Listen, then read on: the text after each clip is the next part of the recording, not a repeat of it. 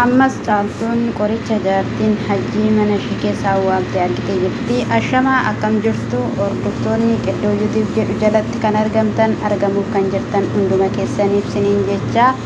Egaa caaltuuni guyyaa har'aa immoo soofaa keessa qoricha barbaaduudhaan argitee jirti jechuudha. Dhugaa dubbachuuf guyyaa har'aa na gaddisiisti jechuudha. Baay'een keenya rakkoo ishii hin hubanne. Egaa namni rakkoo namas osoo hin hubatiini akka nuti yaannutti maalidhaaf gargaarsoo ta'aafii jira, namni yaa jira, maaliif hin adeemtu, maaliif falaffalattu yeroo jedhamu ni jira jechuudha. Garuu immoo wanti nama qabee nama dhaabu ni jira jechuudha. Egaa ishinis kunooyi wanti dhala koo na jibbisiisu, wanti bakka yeroo tokko osuma na bira jirtu fakkaatti na dagachiisu kunoo haala kanaadhaani ani waan hin yaannedhaayi. Akkasumas immoo hiriyaan ishee bira dhaqxee haala jiruu fi yaada jiru hundumayyuu naaf fiddee jirteen sababii kanaatiidhaan mana hundumayyuu ilaalee jira. Hunduma isaayyuu ilaaleeni garuu isa kaan keessaa hin jiru, isa guddaa kana keessa jira waan inni sammuu koo keessatti yaadee hin beekne jette jechuudha. Amaan gaafa jireenya namaa diiguu, amaan gaafa mana namaa diiguu haala kanaadhaan jechuudha. Dhugaa dubbachuuf baay'ee nama gaddisiisa. Baay'een mana kan hin jedhamne dhugaa rabbii waaqayyoo jabina si'iif haa ta'u, rabbi keessi haa gargaaru siin jenna. Garuu maatis immoo akka isheen sirratti hojjattee mucaa keessa jibbisiistee ni beekta jechuudha. Haa ta'u iyyuu malee nuti maaliif ishee ka bira hin dhaqxu, maaliif ofitti hin qaraasistuudha kan nutti gaaffii ta'e. Isa kanas osoo ati beektu jechuudha. Gaasi illee si jibbisiisuu danda'a gaayee. Ammas immoo manatti ishee kawaamee yookiin immoo bira dhaqeeni waan isaan godhii naan jedhanii taasisa jettee jirti jechuudha. Akkasumas immoo mana murtii yookiin immoo mana hidhaallee geesseen dhaqeenanii kana itti agarsiisa jettee jirta jechuudha. Goobas asirratti si deeggarraa yoo ati mana hidhaa geessitee itti agarsiiftee poolisootatti baay'ee bareedaadha siin jennaa. Isayyuu isa duraayyuu isaa akkasittidhaan ishiin suura keessan irratti hojjattee maaliifitti hin agarsiisne kan jedhu gaaffii keenya ture jechuudha. Geessitee immoo itti agarsiiste taanaan baay'ee bareeda jechuudha. Akkasumas illee akka isheen ulfa of keessaa baasuudhaaf jirtu qoricha lakka fudhachaa jirtu sallee dhaqeen itti majettee jirta jechuudha. Itti siin jedhaa dhugaa dubbachuudhaaf kaleessa viidiyoo ishii waraabde dhaggeeffadheera. Inni kunis immoo qoricha naaf iddeettaa jettee riyaashii sanaadhaan mucayyoo caaltu bira deemte sanaadhaa.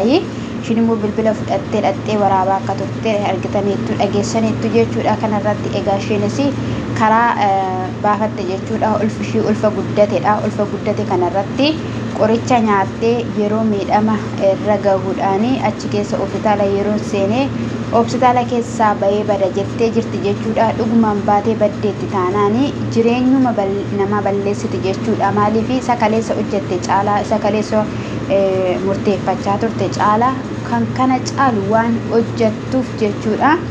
Dhugumaadhaan dafteeyyuu kan biraa himata biraa itti banuu qabda siin jenna. Si jajjabeessina kanadhaan nuti yeroo baay'ee maaliif gowwaa taata baqqaa'ee jabduu ta'uu qabda, of danda'uu qabda. Akkasumas immoo jechuudha namni yoo dhukkubsate akkasumallee yoo itti hojjetame duwwaa miti gara amantii isaatti kan siqee akkasumallee abbaa amantii isaatii kan ofirratti kadhachiisu jechuudha. Osoo fayyaa qabullee mana isaatiidhaaf jireenya isaatiidhaaf zimmi jedhee calliseetuma namni hin kadhachiifata jechuudha. Amantiima kam keessayyuu jira. Isa kana amantii qabdutti jabaadhu siin jennee si jajjabeessina. Akkasumas immoo kinoo waggaa tokko muluu mucaa keedhaaf inni iyyitaa inni baqqaan dubbatta yeroo tokko immoo dhiistaa maaliif dhala kee hin barbaaddattu kan jedhudha. Dhallis immoo egaa akka abdiifis iddoo harka turtee ni yaadatama jechuudha. Garuu isaan immoo sodaadhaan kan ka'e ati ammayyuu isaanuma jala kaatta boru ganamaadhaan ni sista kan jedhuudhaanis dhala keessatti kennuu dhiisan jechuudha. Ammallee dhugaa dubbachuudhaaf mana kee keessa tokko lama jettee firaashii kee iyyuu jechuudha isheen murtee firaashii iyyuu murtee akka carraa ta'e iddoo karaatti ciistu sanallee murtee illee keessa kaa'uu dandeessi. Isallee ol garagalchitee illee minxaafii illee jechuudha minxaafii jalallee ol kaastee jechuudha.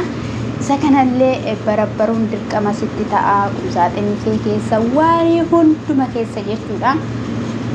gaafa kana manni kee nagaa ta'a, jireenyi kee nagaa ta'a, of dhaggeeffachuu bakka of baruu dandeessa jechuudha. Akkasumas immoo warri na abaartanii jettee namni kan nama abaaruu fi maaliif karaa qajeelarra ni deemtu, maaliif isaa gorsa namaa dhaggeeffattuudha malee waan biraa miti. Warri si jajjabeessan jiru, warri bakka jechuun nuti yoo namni yoo si abaareeyyuu gaarummaadhuma kee yaadeetidha, si gargaaruudhuma yaadeetidha, jecha isaanii dhaga'uu dhabdeetidha, koomentii isaanii dubbisuu dhabdeetidha malee namni si jibbu hin jiru. Caaltu dhugaa dubbachuudhaaf ati dubartii dandeessuudha, dubartii obsituudha dhugaa dubbachuudhaaf. Kanaafiyyuu immoo amma yoomittidha bakka abbaa manaa keenyatti akkasittiidhaan jala kaattu si'iif faayidaa hin qabu, si'iidhaaf homaa tokkoyyuu waan si godhu hin qabu. Situ hojjateetti fidaa, situ carqii yoo ta'e maali yoo ta'e hundumayyuu bitaa fi amma yoomittidha kan jedhudha maleedha isiin jenna. Dhugaadhuma dubbachuudhaaf immoo umni namaa yookiin immoo umuriin namaa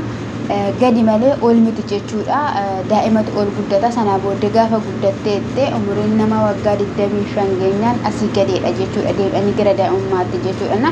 Namni immoo kaleessa sin fayyadne, namni yeroo dargaggummaa keetii sin fayyanne, sin gargaarre bara dulluma kootii na gargaara jedhamee iyyaadamu. Kanaafidha guddina kee fi namni hundumtuu kan watwaatu akkasumallee isimmoo kan qabeessa kanadha siin jennaadha. Egaa yaa olma kanadhaan baasi siin jenna. Hatiyyoo harka keetiin qaqqabattee jirta jechuudha. Kanaafiyyuu illee quraana si barbaachisa akka amantaa keetti siin jenna.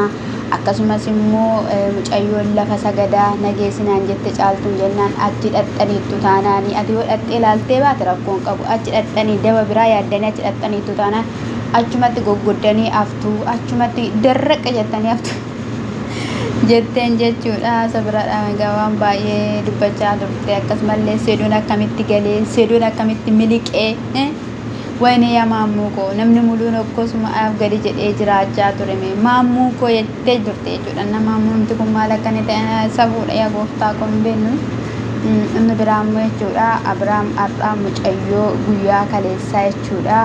Ani haadha mucaa keetiiti jettee dhuftee guyyaa har'aa waamanii mee akkamii maalidhaayii himii waan ta'imtu jireenya kootii fi jireenya ishii waliin dhahaa jirta jennaan mucayyoon otoo sodaattuu osoo tabbattuu jechuudha mucaan kan keeti jettee jechuudha. Isa dhugaa dubbachuudhaaf jechuudha guyyaa irratti dubbadheerahan jechuudha. Na icciitiidhaanii dooftoratti bilbilamee dooftorri viidiyoo waraabaa jirtu jennaan lakki jedhaniini waraqata irra kanee ilaalamu mucaan kana biraan miti jedhamee dubbatamee jira. Amma immoo mucaan kan keeti jette. Abiraam immoo elaa jedheen amma saatii qabdaa, amma yeroo qabdaa, amma daftee yeroo gabaabaa keessatti in sirreessitu taanaan oliyyannoo addaatu sitti fudhatamaa, wanta keessaan baane keessa galtaa. Gaafa sana garuu anaan nan gaafattu amma dafii dubbadhu jennaan mucayyoon giggem jedhe. Yoo sodaatteetta ta'e qubaan si haasofsiisa yookiin immoo kaameeraan haa dhaabbatu. Maali dhafate jireenya koo diiguu barbaaddeenaan ani jireenya kee diiguu hin barbaanne dirqamaan na fidan jennaan dirqamaan waan hin jaalanne keessa maaliif galte maalidha kanatti barbaaddu ani meessi beekaa ani nama sin beekne natti ta'aa jirta. Kanaafiyyuu akkamii jedhee jechuudha. Ruutaan immoo eenyuun amanee eenyuun dhiisaa ruutiyyee ruutii eenyu akka maddu sitti maa gaa'ila kee osoo hin taane warra gaa'ila kee diiguudhaaf jechuudha shubhisanii sirban amaneeshii akkasii wayya siin jenna. Gamaal goona reedutelle ifaan ifatti jira namni muluun Abiraam bilisadha dhala hin qabu jedhamee dubbatamaa jira. Ati immoo isaaniin amante isaaniin jala shubbisaa jirta waan ta'eef isaaniin amanii siin jenna. Isaan gaa'ila keeti ta'uu isaan boruu keeti ta'uu hin beeknu. Kanaa booddee namnis akkasi jibbu taasiftee firris obboloonni isaayyuu waan jechaa jiran obboloonni isaayyuu obboleessi keenya gatii guddaa baasaa jira jecha namaan hin jedhamuu hin qabne namoonni jechaanii jiru. Obsaan baatee jira sodaatti fakkaateera baay'eetti jedhanii obboloonni isaallee haarawaa jiru jechuudha. Ati garuu kanaan hin barre kanaan kunis itti mul'anne jechuudha. Isa kanaafiyyuu nuti ammallee ta'eera taanaan waan beeknu hin qabnu. Kanaafiyyuu DNN hin dhufa jedheen DNN hin dhufa guyyaan isaa gahaa jira abaddan wal dhiisuu hin taatu jedheen jechuudha. Isa kanadha.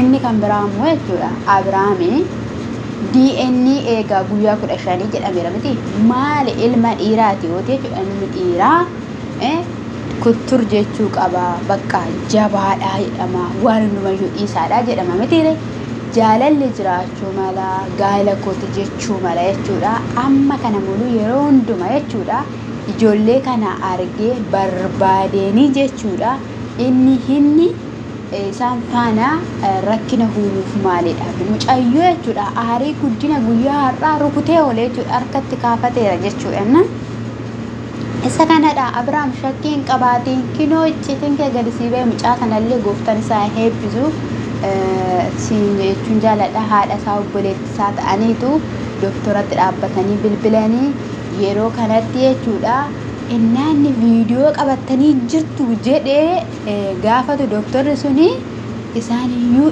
innaan jechuudha kanaafiyyuu Isaac umaan sodaatiin obbee kazettee jirta ani dhugeessi ofis wallaaleen beeku jettee jirta jechuudha egaayii barataa kutaa 12 ta'anii ani beeku nama dhuganii akkatti machaanii sinsiniin jechuu jaaladha egaayii walumaan kan ilaallu ta'a waan dhufuu fi waan ta'uu siniin jechuun jaaladha siniif immoo egaa waaqayyoo jireenya keessan jiruu keessan heebbisuu eebbifamaa siniin jechuun jaaladha adeemtuu fi funaantuu gufuu diina keessanii karaa keessan irraa kaasuun dhaamsa kootidha eebbifamaa kabajoomaa siniin jechuun jaaladha asumaan immoo qiddiyyee yuutuubii kana sabskraayibii laayikii idoolii koomentii tuquudhaanii siif jirra lammii keenya oromoonaan jira lammii keenya oromoonaan jira girgirri biraa hin barbaannu siniin jechuun jaaladha isa kanadha